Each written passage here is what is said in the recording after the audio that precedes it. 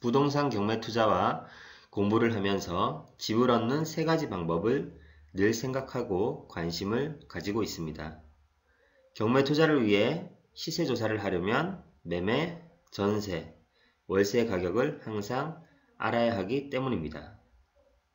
여러 경험을 통해서 보니 집을 월세로 얻어서 사는 사람들이 생각보다 많이 있었습니다. 그런데 매달 월세를 내면 저축할 수 있는 금액도 줄어들고 어느 세월에 돈을 모아 내 집을 마련할까라는 생각이 들었습니다. 도대체 왜 사람들은 매달 돈을 꼬박꼬박 남에게 주면서 월세로 사는 걸까요?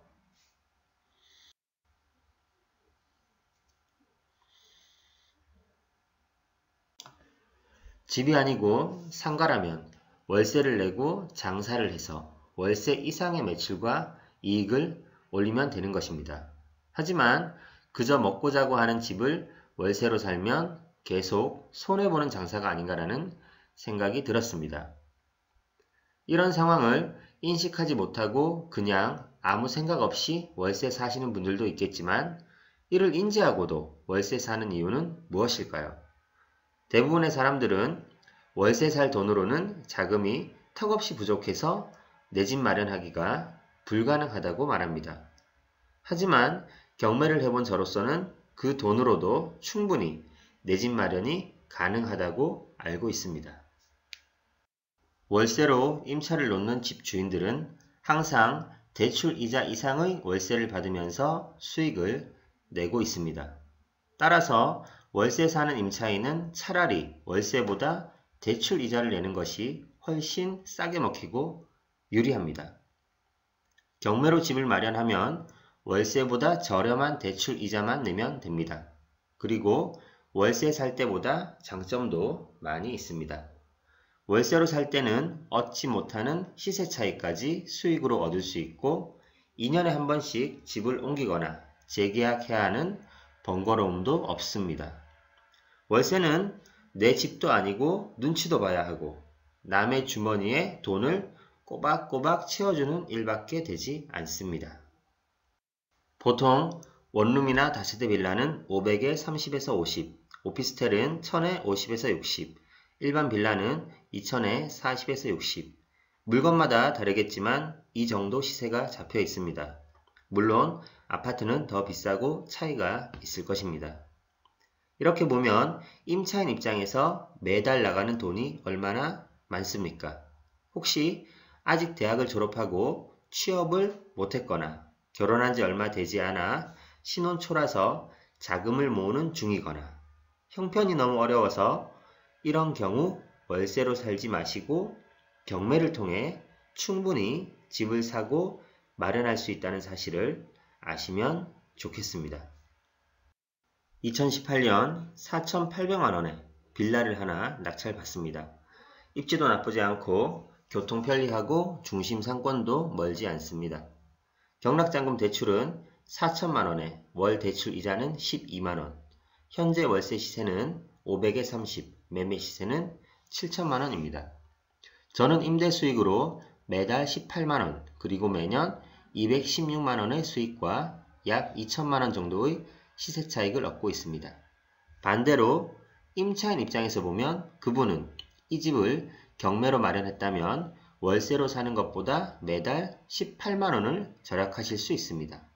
당연히 경매로 싸게 구입했으니 시세 차익도 같이 가져가실 수 있습니다.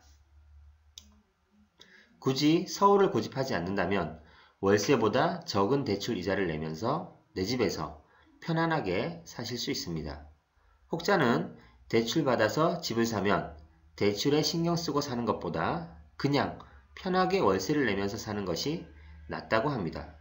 아마 이분들은 안타깝게도 좋은 대출과 나쁜 대출을 아직 구별하지 못하고 있는 것입니다.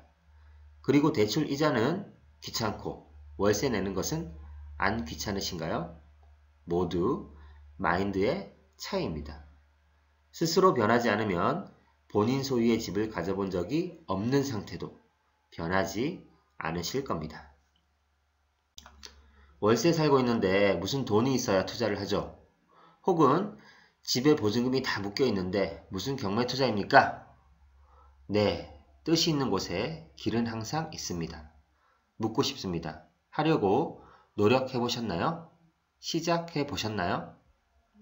경매 투자는 투자금이 많이 들어가지 않습니다. 그리고 경매 투자는 마인드가 문제이지 돈이 문제가 아닙니다. 주위를 보면 하고자 하는 마음, 의지와 열정만 있다면 어떻게든 경매 입찰을 하시곤 합니다. 잠시 지인에게 돈을 빌릴 수도 있고 마이너스 통장을 만들 수도 있고 신용대출도 있습니다. 우선 조금이라도 만든 돈으로 입찰 보증금을 만들어 입찰을 하고 안되면 다시 바로 갚으면 됩니다. 낙찰되었어도 보증금을 제외한 잔금은 약 6주 정도 뒤에 납부하면 되기 때문에 경락잔금 대출을 받으시면 됩니다. 임대를 주지 않고 본인이 살 계획이면 전세나 월세로 묶여있던 보증금을 받아서 부족 금액을 해결하시면 됩니다. 그래도 부족하면 낙찰받은 집을 임대로 주고 본인은 임대 수익으로 돈을 모은 뒤 해결하는 방법도 있습니다. 무엇인가 하고자 하는 목표가 있으면 돈 모으는 것은 금방입니다. 당연히 돈을 모으는 집중력도 높아집니다. 주위에 20대 초반에 월세로 살다가 마인드를 바꾸고 경매로 집을 낙찰받아서 1년 동안 임대를 준 후 본인이 그 집에 들어가서 사는 경우가 있었습니다. 목표가 있으니 1년 동안 돈을 악착같이 모으더군요. 대출은 모두 나쁘고 위험한 것은 아닙니다. 잘 활용하면 더 많은 수익을 안겨줄 수 있습니다. 저 같은 경우도 수십 채가 넘는 부동산으로 수익을 내면서 제 자금력으로는 상상할 수 없었던 큰 금액의 대출을 가지고 있습니다. 그리고 각각 수익률은 모두 20%가 넘습니다. 그리고 매도 전이지만 시세 차익도 보고 있습니다. 왜 월세로 사시나요? 아무 생각 없이 그냥 돈을 월세로 계속 내고 있지는 않으신가요? 경매로 낙찰받아서 대출 이자만 내는 것이 월세보다 적습니다. 더불어 시세 차익도 만들어낼 수 있습니다. 기존에 알던 고정관념과 정체되어 있는 마인드를 바꾸시고 부동산 공부와 경매 투자를 시작하시기 바랍니다. 경매 투자는 실제로 해보시면 진입장벽이 높지도 않습니다. 누구나 할 수 있고 가능한 시장입니다. 월세살이 그만하셔도 됩니다. 이제 2019년 1월입니다. 새로운 목표를 만들어 보십시오. 이미 세우셨다면 빨리 도전하시기 바랍니다.